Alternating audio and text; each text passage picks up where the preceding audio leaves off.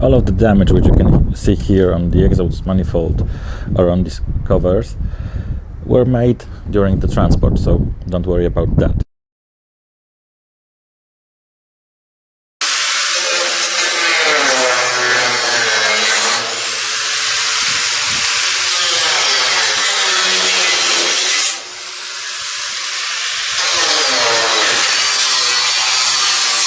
Hi guys, my name is Grzegorz and today I'm gonna show you how a Russian tank engine is built from the inside.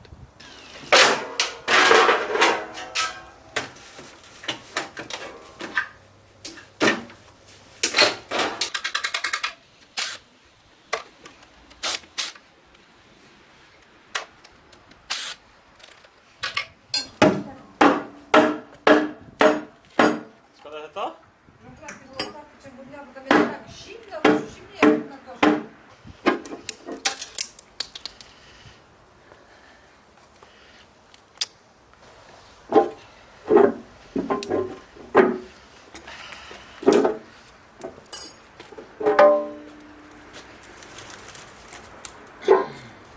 Let's take a look at the top of the cylinder head.